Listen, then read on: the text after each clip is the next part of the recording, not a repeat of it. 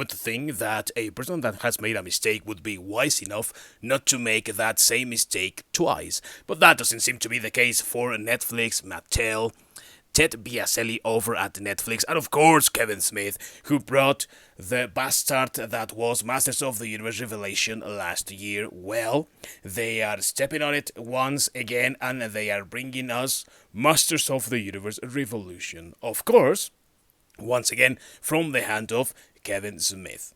Now, we know that it is Kevin Smith, his name, that is attached to this project. However, we also know that it is Ted Biaselli over at Netflix, because he's the director of original series, the one that dictates, mandates, approves, and says what goes and what doesn't go. So the lying, crying Kevin Smith is just a puppet, and he is the yes man that Biaselli needs to give some credibility, some level of authority, let's say, to this product, because in the past Kevin Smith was someone regarded as a very geek-oriented creator. But those days, my friends, those days are long gone. Now, Kevin Smith came out of the woodwork because we know how he had been obliterated thanks to the disaster that was Masters of the Universe Revelation, and because not many people liked it. And he took to Twitter to announce this new series in the following tweet, quote, "After Revelation comes a revolution. I'm ecstatic to be making more at Masters Official with at Mattel and at Powerhouse Animation for at Netflix. Big thanks to everyone who streamed our show last summer. You gave us the power to go back to Grayskull for another epic Eternian adventure." Now, I don't think that the appropriate term for that would be epic adventure, Kevin, considering what you delivered, thanks to Ted Biaselli, of course. I don't think that epic is the proper term for it. In fact, I just think that you should call yourself the yes man, and that's it, you know. This is garbage that Ted Biaselli wants to have there on Netflix because reasons. Now, many people are claiming that this translates also into the success for Masters of the Universe Revelation. But let me tell you something. This is further from the truth than anyone else that anyone could say. We are talking about a show that might very well be part of Mattel's contract with Netflix. We don't really know the terms that they, dealt with, that they said okay to.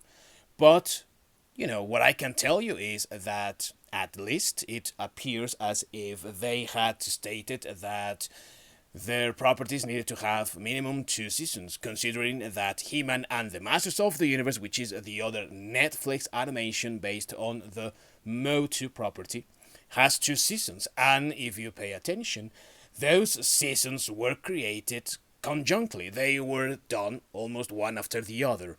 And season number 2 has already been released, and that one, in contrast to Masters of the Universe Revelation, well, that one really had some success with children.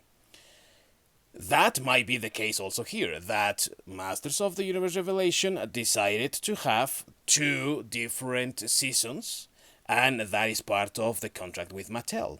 Another thing also that I consider should be taken into account here is the possibility that Mattel is the one footing the bill here and asking for this show to be released, to be created, because their toy lines are selling quite decently. Now, Revelations is the one that is not selling as well as the others, and that also depends on the country. For what I have seen with my American friends in the United States, it is not really selling that well. I suspect it's the same situation with Canada. Origins is selling fairly better, but we can say that in other countries it has been mildly successful. In the UK, it has been just like something warming the pegs there. But, we have something different here in the UK. But let's say that it has been mildly successful. So in order to try and cash in and take advantage of that success, Mattel is requesting this. Also because of two major developments that took place this year. One of it is that Netflix found itself in trouble with, their finances because of the situation they had of lots and lots of subscribers just canceling their services. And the other one that is derived from that one, that Netflix is not really betting that much on animation, and the little animation that we will have will actually come from other sources. We already had an announcement for Ghostbusters Afterlife's animated show that is going to be released on Netflix, but that one also coming from Sony. So I don't really think that this is Netflix saying, yeah, we trust in animation.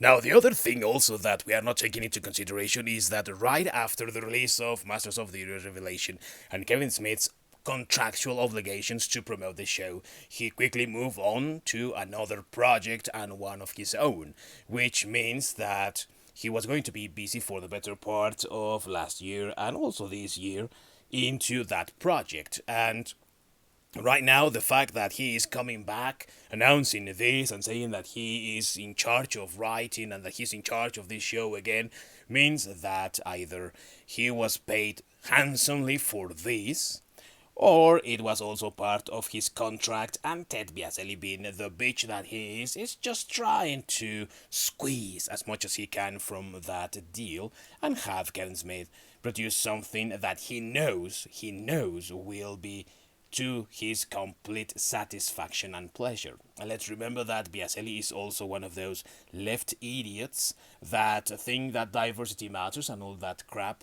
And even though he appears to be a Masters of the Universe fan, he really is a shill that wants to get into the good graces of the people that go into the left. And we know that recently Netflix has fired people that have that ideology, has been getting rid of those departments, but that doesn't mean that Biaselli is out the door. Time will tell, but if the same people are involved, expect the same results for this show as well. What do you think about this development? Let me know in the comments down below. Thank you for watching this video, and until next time.